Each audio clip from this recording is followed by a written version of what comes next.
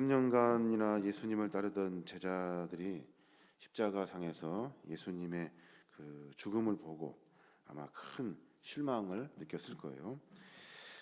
그런데 주님이 약속하신 대로 부활하셔서 다시 그들에게 나타내 주시는 장면이 오늘 기록된 성경의 말씀입니다. 그날 밤에 엠마오로 가던 두 제자가 헐레벌떡 제자들이 있는 곳으로 뛰어들어옵니다. 그러면서 그들이 하는 말이 예수님이 부활하셨다는 거예요. 우리가 만났다는 거예요.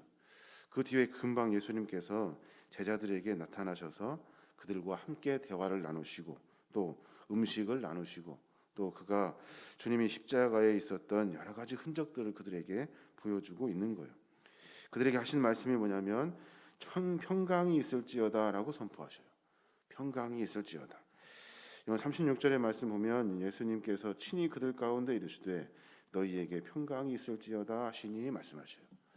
두려워하고 그리고 굉장히 많은 것들이 의심스럽고 또 삶에 좌절하고 절망의 상황에서 주님이 그들에게 하신 첫 번째 말씀이에요. 우리가 믿음과 신앙생활 하면서 매 순간마다 하나님이 주신 이러한 평강을 우리가 받아 누려야 될 줄로 믿습니다. 세상의 근심과 걱정과 염려로 살아가지만 주님은 우리에게 찾아와 주셔요. 우리에게 찾아와 주셔서 삶의 소망을 허락해 주시고 그리고 고난되고 근심이 되고 걱정되는 일들 가운데 주님이 나와 함께 하심을 믿음으로 말미암아 하늘의 평강을 누리게 되어 있는 거예요. 부활하신 주님이 우리에게 늘 찾아와 주셔서 주시는 이 평강을 우리가 매번 받아 누려야 될 줄로 믿습니다. 제자들은 두려워하고 있었거든요. 절망하고 실망하고 있었어요. 어찌할까? 주님이 이제 돌아가셨고 이제 우리는 어디로 가야 될까? 라는 이런 막연한 생각들이 있었다고요. 근데 주님이 그들에게 그 마음을 다 아시고 오셔서 바로 첫 번째 하실 말씀이 그들에게 평강을 허락해 주시는 거예요. 이 평강은 두려움을 이기는 평강이에요. 두려움을 이기는 평강. 40절에 보니까 그렇게 말씀하셔요. 이 말씀을 하시고 손과 발을 보이시나니 그들이 너무 기쁨으로 아직 믿지 못하고 놀랍게 여길 때 이르시되 여기 무슨 먹을 것이 있느냐 말씀하셔요. 과연 그분이 누구이신가? 이거 귀신인가? 아니면 우리가 허상인가? 라고 하는 그런 제자들의 의심과 두려움 속에서 주님 분명하게 말씀하셔요. 십자가에 있었던 흔적들, 손과 발의 흔적들을 보여주시고 또 시장하시다 말씀하시면서 먹을 것을 좀 가지고 와라. 먹을 것이 있느냐라고 물으시면서 직접 거기서 먹을 것을 드셔요.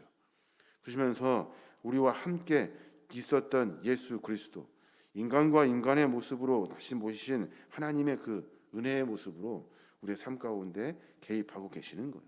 살아서 매 순간마다 우리와 함께 동행하여 주시고 살아서 함께 먹을 것도 먹고 살아서 십자가에 죽으신 줄 알았던 그 주님께서 살아나셔서 예수의 흔적을 우리에게 보여주신 거예요. 그분이 우리에게 찾아와 주신다는 거예요. 그래서 우리에게 평강을 허락해 주시고 우리의 삶에 하늘의 은혜를 누릴 수 있도록 그를 믿는 자마다 멸망치 않고 영원한 생명을 얻는 승리의 삶을 우리에게 살게 하신다는 거예요. 예수님이 제자들에게 나타나셔서 그 모습을 보여주고 계신 거예요. 또 하신 말씀이 있는데 그 말씀이 뭐냐면 제자들에게 나타나셔서 모든 일에 증인이 되라라고 말씀하셔요. 증인이 되라. 이것은 주님의 지상 대명령과도 같은 거예요. 마태는 이 부분을 어떻게 이야기하냐면 가서 제자를 삼으라라고 기록해 놓고 있고 요한복음에서는 보혜사 성령을 받으라라고 말씀을 기록해 놓고 있어요. 근데 누가복음에서는 이 두 가지를 같이 함께 묶어서 설명해 놓고 있어요. 가서 제자 삼으라 보혜사 성령으로 말미암아 증인이 되어라라고 말씀하면서 우리가 해야 될 일들에 대해서 분명하게 말씀해 주고 계셔요. 주님의 증인이 되는 것, 주님의 말씀을 전하는 것, 이런 모든 것들도 다 주님 명령하신 일이기 때문에 우리가 행하는 겁니다. 누가복음은 증인이 해야 될 일 두 가지를 이야기해 주고 있어요. 그 첫 번째가 뭐냐면 회개하라는 거예요. 회개. 오늘 보면은 47절에 그렇게 말해요. 또 그의 이름으로 죄 사함을 받게 하는 회개가 예루살렘에서 시작하여 모든 족속에게 전파될 것이 기록되어 있으니라고 말씀하셔요. 주님의 증인이 되라라고 말씀하시고 그리고 나서 회개하라라는 말씀을 선포하래요. 회개한다는 것은 사실 내 삶을 돌이키는 일이에요. 회개한다는 것은 내 안에 깊이 있는 죄성을 드러내고 다시 새로운 삶을 사는 것을 의미해요. 주님 만나면, 우리가 주님을 믿게 되면 먼저 해야 될 일이 뭐냐면 하나님의 그 말씀과 은혜로 말미암아 회개하게 되어 있는 거예요. 회개의 삶을 살아내므로 말미암아 주님의 거룩한 자녀가 될 수 있어요. 다시 새롭게 태어나서 하나님의 거룩한 믿음의 자녀들로 살 수 있게 되는 거예요. 그 일을 선포하라라고 말씀해 주고 계셔요. 그 전에 주님께서 하신 말씀 중에 여러 말씀을 하시면서 성경을 깨닫게 하셨다라고 말씀하셔요. 이렇게 중요한 그 증표가 있는데, 성경을 깨닫게 하시고 나서 우리에게 회개를 선포하게 하신 이유가 있어요. 성경의 말씀에 처음부터 끝까지 무엇을 선포하고 있는지를 깨닫게 하시는 거예요. 성경이 우리로 하여금 무엇을 말씀해 주고 있습니까? 물론 하나님의 축복도 있고 하나님의 복도 있고 하나님의 은혜도 있고 많은 것들이 있어요. 그런데 성경은 처음부터 끝까지 우리로 하여금 다시 주님께 돌아와 회개하여 새로운 사람이 되어서 하나님의 자녀, 본질적으로 우리를 창조하신 하나님의 자녀들로 살라고 선포하고 있는 거예요. 그 책이 바로 성경책이에요. 성경책을 깨닫게 하시고 우리로 하여금 회개를 선포하는 증인이 되라고 우리에게 분명하게 말씀해주고 계시는 거예요. 사랑하는, 우리가 신앙생활하면서 해야 될 첫 번째 일이 있어요.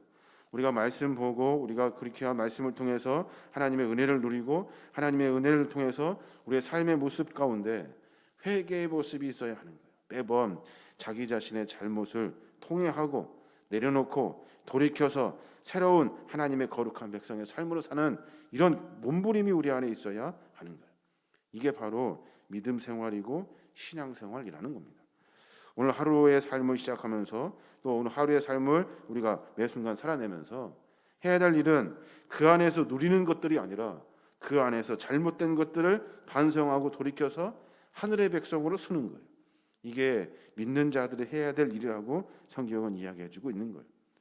너희들 증인이 되라라는 말씀은 죽을 수밖에 없는 우리들, 죄 많은 우리들이 예수 그리스도의 하나님의 아들이신 그분이 우리에게 오셔서 우리로 하여금 주님의 은혜를 만나 돌이켜 하늘의 백성으로 살으라고 선포하는 회개, 돌이켜 하나님의 백성으로 살으라는 이 회개를 선포하라고 말씀해주고 계시는 거예요.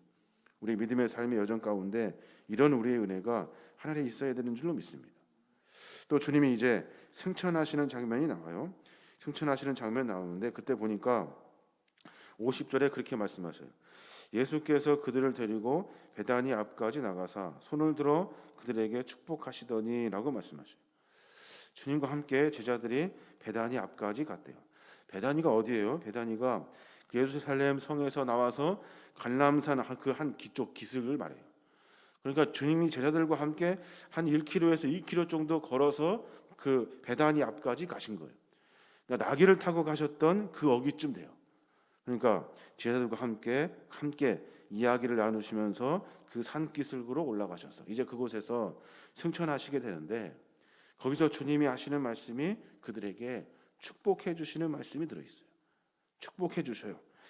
이 축복은 제자들로 하여금 새로운 삶을 살고자 각오하는 종들에게, 이제 주님의 사명을 맡아 주의 복음의 증인으로 살고자 하는 믿음의 종들에게 하시는 하나님의 축복이에요. 주님께서 그들에게 축복하셨더니, 그랬더니 그들이 어떻게 했냐면 52절에 보니까 그들이 그에게 경배하고 큰 기쁨으로 예루살렘으로 돌아가 늘 성전에서 하나님을 찬송하니라라고 말씀하셔요. 내가 이제 회개하고 돌이켜 주님을 배신했던 일들, 그리고 주님의 삶으로 살지 못했던 나의 연약한 모습들 다 회개하고 주님과 함께함으로 말미암아 주님 우리에게 축복해 주셔요. 그 축복해 주시는 하늘의 은혜로 말미암아 주님을 경배하게 되고 큰 기쁨을 누리게 되고 성전에서 하나님을 찬송하게 되어 있다는 거예요. 우리의 믿음의 삶의 여정 가운데 이러한 하늘의 축복을 받아야 하는 거예요. 그래서 우리의 축복은 우리에게 주시는 하나님의 거룩한 사명의 기쁨을 가지고 나에게 맡겨주신 주님의 그 명령을 붙들고 삶을 살아내는 거예요.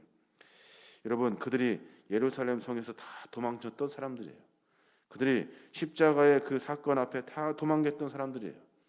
그들이 성전에 들어가서 찬송할 수 있는 사람들이 아니에요. 하나님은 그들에게 은혜를 베풀어 주시고 축복해 주셔서 다시 돌이키게 하셔서 자기들 자리에 세워 주신 거예요. 주님을 경배하게 하고 큰 기쁨을 누리게 하고 두렵고 떨리는 마음이 기쁨으로 바꿔 주신 거예요. 그리고 예루살렘에 들어가서 마음껏 주를 찬송하게 하신 겁니다. 우리의 신앙의 삶의 여정을 한번 되돌아봤으면 좋겠어요. 하나님 우리에게 축복하셔요. 하나님 우리에게 축복하셔서 무엇을 회복시키시냐면 우리로 하여금 하나님을 경배하는 것을 회복하셔요. 하나님, 주님 영광 받아 주십시오. 내 영광이 아니라 주님의 영광이면 충분합니다. 또 하나님은 우리에게 축복하셔서 우리에게 기쁨을 허락해 주셔요. 어려운 가운데서도 삶의 고난 가운데서도 하늘의 기쁨을 누리게 하셔요. 괜찮아, 상관없어, 하나님의 은혜만 있으면 돼 라는 이 기쁨을 우리에게 허락해 주셔요. 그리고 나서 우리로 하여금 부족하지만 성전을 찾게 하고 그 안에서 주님을 찬송하게 한다는 거예요. 이게 하나님의 축복인 거예요. 하나님의 축복에서 뭘 많이 누리고 많이 얻어내는 것이 아니라 진정 본질적인 축복의 의미는 하나님을 경배하고 하나님 안에서 기쁨을 누리고 그리고 성전을 찾아 주 앞에 찬송하는 거예요. 이게 하늘의 축복이라는 겁니다. 우리의 삶의 모습 가운데 이런 하늘의 축복이 저와 여러분에게 가득하시길 바랍니다. 그 삶의 은혜 가운데 하나님이 주시는 그 귀한 축복으로 삶을 만들어 가는 거예요. 제자들은 예수님의 승천의 장면을 보고 모두가 다 또 한 번 놀라게 됩니다. 그런데 그들 안에 기쁨이 넘쳐요. 그들 안에 하나님의 사명이 넘쳐요.